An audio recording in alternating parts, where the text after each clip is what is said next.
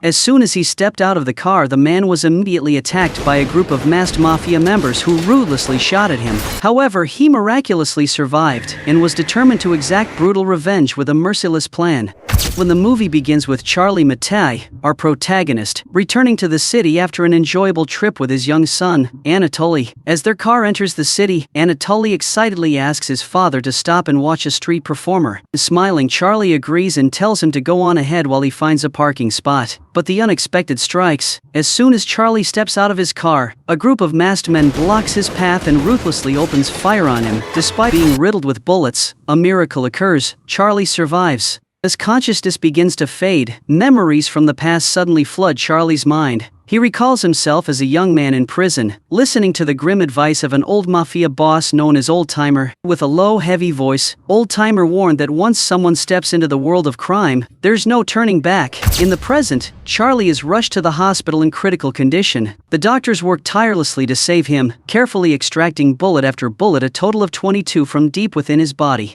In another storyline, we meet Tony Zacchia, a powerful and ruthless man who has just received news about Charlie's condition. With his sharp appearance and calculating demeanor, Tony leaves viewers wondering, could he be the one behind hiring assassins to take out Charlie? Meanwhile, the shooting targeting Charlie sends shockwaves through the public and becomes a top story on national news channels. Anchors openly reveal that Charlie was once a notorious mafia figure who had retired from the underworld. This revelation only heightens the tension and mystery surrounding the bloody assassination attempt. In the next scene, Police Captain Marie Goldman makes her entrance, expressing a keen interest in the case and deciding to personally visit the crime scene to investigate. Meanwhile, as Charlie lies on the operating table, painful memories from the past resurface. He recalls his younger days, specifically the moment he learned of the brutal murder of Old Timer, the mentor he deeply respected, at the hands of a ruthless rival. This loss ignited a burning desire for vengeance in Charlie. Together with his two closest friends, Tony Zacchia and Kareem, they devised a plan to strike back, targeting Hernandez, a notorious gangster they believed was behind Old Timer's death. The young men, fueled by rage and a thirst for vengeance, vowed to remain friends forever, bound like brothers. With unwavering determination, they set out and succeeded in avenging Hernandez. That moment marked the beginning of their perilous journey into the mafia underworld. Back in the present, Police Captain Marie Goldman faces mounting pressure from her superiors. Her boss advises her to drop the case, dismissing Charlie as just another former mobster, suggesting that gang-on-gang violence isn't worth police intervention. However, Marie disregards this advice, resolute in her pursuit of justice. With unwavering determination, she pressed on with the investigation, hoping to uncover the mastermind behind the attack. Marie visited Charlie at the hospital, where he was recovering from a grueling surgery. Despite her attempts to question him, Charlie remained silent, leaving a heavy and enigmatic tension in the air. Marie left the hospital room, disappointment etched on her face, just as Charlie's lawyer Martin arrived alongside his two close friends, Kareem and Pat. That night, as Marie tucked her son into bed, an unexpected and worrisome phone call shattered the silence. Old wounds resurfaced, and she spent the rest of the night sitting quietly in the dark, drinking, the pain of her husband's death weighing heavier than ever. Meanwhile, Kareem, consumed by anger and grief, could no longer hide his determination for vengeance. With unwavering loyalty to Charlie, he was prepared to do whatever it took to track down and confront the person responsible for the attack.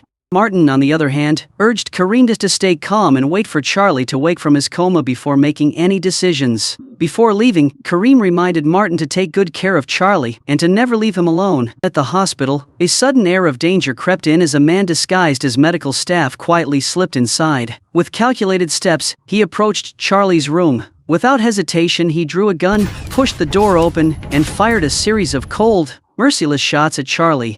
The sound of gunfire disrupted the entire hospital, prompting resident doctors to rush to the scene. In the room they found a body, but surprisingly, the victim was not Charlie. Captain Marie, always vigilant, had preemptively moved Charlie to another room before the attack took place. The incident prompted Marie to tighten security immediately. The next day, she established a dedicated surveillance team outside the hospital, determined to ensure Charlie's absolute safety. As Marie monitored the situation, a familiar figure appeared. Tony Zacchia entered the hospital, claiming to visit Charlie, raising even more suspicions.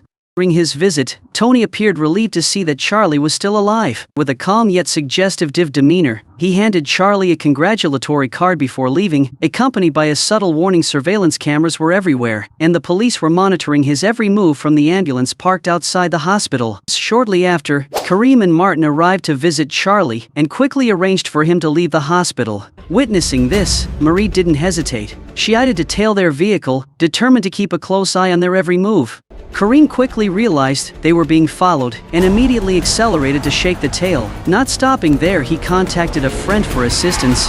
When Marie was distracted and lost their trail, Kareem drove straight to an old warehouse where one of Tony's men was tied to a chair. The man was so panicked that he couldn't stay calm, even wetting himself in fear. Charlie, with his calm yet cold demeanor, reassured him that nothing would happen as long as he cooperated. The terrified man confessed that he wasn't involved in the shooting but revealed a shocking truth: Tony Zacchia, once Charlie's closest friend, had ordered his men to track and hunt him down. Furthermore, he disclosed that Tony wanted Charlie dead for leaving the criminal world, handing over all control of the drug business to himself. Now, Tony feared that one day, Charlie would stand in his way and challenge his power. These words left Charlie utterly confused and baffled, as he could never have imagined that his closest friend was plotting to harm him. Without hesitation, Kareem urged Charlie to kill Tony as soon as possible, but Charlie still felt torn. Tony was not only his closest friend, but also the one who had sworn oaths with him when they were young. The memories and those vows made it hard for Charlie to make a decision. Eventually, Kareem gave in, and Martin drove Charlie home, where he was warmly welcomed by his family. The heartwarming reunion between Charlie and his loved ones brought him a sense of comfort after all the turmoil. Meanwhile, Kareem returned to his own family. However, as he stepped out of his apartment late that night, Tony's men suddenly appeared, kidnapped him, and dragged him away. It turns out that the plan to kidnap Charlie had actually been devised beforehand by the very man tied to the chair in the warehouse, the one who had revealed all the information. His plan to gain Tony's sympathy backfired completely when he was shot dead on the spot. To make matters worse, the assailant cut off one of Kareem's fingers and sent it back to his family as a warning. Charlie, who had been focused solely on work and going about his daily life, was unaware of what had happened until he received the heartbreaking news of Kareem's death. The shock and pain left him utterly devastated. He attended the funeral, standing silently as he watched Kareem's family mourn, his heart heavy with a sense of loss that could never be filled. Anger and fury ignited within Charlie as he witnessed that painful scene. The determination for revenge burned fiercely in him, uncontrollable. Before carrying out his plan, Charlie instructed Pat to quickly take his family to a safe place, so they wouldn't face any more danger in the upcoming battle. That night, Tony's associates threw a loud dinner party, enjoying themselves as if they felt no guilt after torturing and killing a man the night before. However, their joy would soon be shattered, as Charlie had now become a force they couldn't stop. Without a weapon in hand, Charlie gave them one last chance to say goodbye to their loved ones, because soon, they would all pay with their lives. Charlie continued to act coldly as he shot one of them dead, the one he recognized as the person who had shot him before, thanks to the distinctive watch he wore on his wrist. With coldness and an overwhelming sense of menace, Charlie easily escaped punishment, while the remaining men could only tremble in fear. The next day, one of Tony's henchmen visited the graves of the dead, but before he could light incense, he was confronted with death as Charlie appeared and ruthlessly ended his life. Realizing that Charlie had begun taking lives, Tony immediately ordered his men to search Charlie's house, determined to find him and his family. However, fortunately, they found nothing suspicious. Meanwhile, Charlie was quietly relaxing with his loyal cat in a peaceful corner of the city, completely unaware of the search. A moment later, Martin, Charlie's lawyer, arrived at his house and was immediately shocked by the chaotic scene inside, where everything seemed on the verge of spiraling out of control. Martin quickly notified Charlie, but he was unaware that one of Tony's henchmen had been following him and had discovered Charlie's hiding place. Soon after, both of them were surrounded. Charlie, with his cold and determined demeanor, courageously faced the attackers, holding them off while Martin tried to escape by boat. However, one of Tony's henchmen caught up with Martin, cornering him with no way out. Eventually, Charlie rushed to escape on a motorcycle, with Tony's men hot on his trail. Unfortunately, he crashed into a police car and was immediately arrested, forced to face the law enforcement. This encounter brought Charlie face to face with Captain Marie Goldman once again. In the interrogation room, Marie revealed a shocking piece of information from her investigation. She had discovered a series of bullets lodged in the wall at the crime scene, which could uncover new secrets about the event that Charlie had never suspected. In other words, Among the 5 gunmen, one did not intend to kill Charlie. This raised a significant doubt in the investigation. After careful consideration, Marie decided not to arrest Charlie immediately, as she believed Tony Zakia was the one behind her husband's death. That night, Tony Zakia was seen celebrating his daughter's wedding, a scene in sharp contrast to his brutal actions. Unbeknownst to him, Charlie was hiding just outside his house and unexpectedly captured one of Tony's henchmen. Before sealing his fate, Charlie coldly demanded that he hand over all the data related to Tony Zakia's current drug transactions, determined to uncover all the secrets. When Tony found out what had happened, fury erupted within him. He left the party and hurried to his drug lab, where he could no longer contain his rage. Losing all patience, Tony ordered his henchmen to capture Charlie, dead or alive. The next morning, Pat went to pick up Charlie's 2 children, Anatoly and Evia, from school. Everything seemed like a normal day until a truck suddenly stopped beside them. The men in the truck quickly kidnapped Anatoly and Evia, then drove off. When Marie arrived at the scene, she realized she was too late. Soon after, the police found Evia and brought her to the station. Evia, her body covered in wounds and bruises, collapsed and confessed that Anatoly would be killed unless Charlie surrendered himself. When Captain Marie left the police station, Charlie unexpectedly appeared and got into the car with her. He asked her to help create a fake news scenario, announcing that Charlie had been captured, hoping this would make Tony stop searching for him and release his son. Charlie even promised to surrender if his son was returned safely. Marie agreed to cooperate with him. However, when Tony heard that Charlie had been captured, his rage grew even more. He immediately sent one of his henchmen to kill Anatoly, as there was no longer any reason to keep the boy alive. No one knew was that Charlie was secretly following this thug on a motorcycle, heading to the place where Anatoly was being held.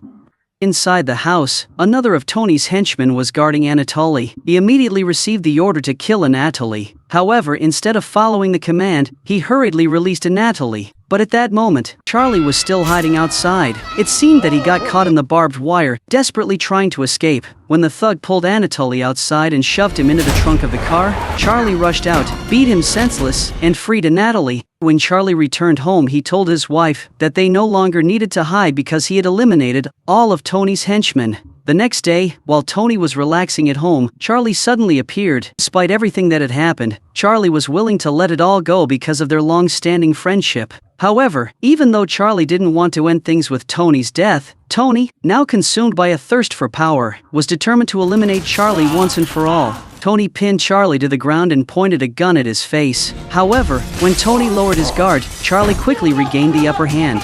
At that moment, the police arrived just in time and arrested Tony for running a drug operation. It turned out that Charlie had helped Captain Marie gather enough evidence to prove Tony was the drug lord. When questioned by the police afterward, Charlie was released because there was no evidence linking him to the drug trade. The police had no choice but to let him go. Upon exiting the police station, Charlie was picked up by Martin and quickly asked him to take them to the parking lot where he was shot. When he arrived, Charlie realized that the person who shot at the wall that day was Martin. Feeling betrayed, Charlie pointed the gun at Martin, but Martin hastily explained that Tony only sent him to kill someone without specifying who. He admitted he was shocked to learn that the target was Charlie and was unable to carry out the order. In fact, Charlie intentionally shot at the wall as a way of expressing thanks to Martin for what he did for her. The final scene reveals Charlie and his family enjoying a fun day on the beach, walking happily under the sunset.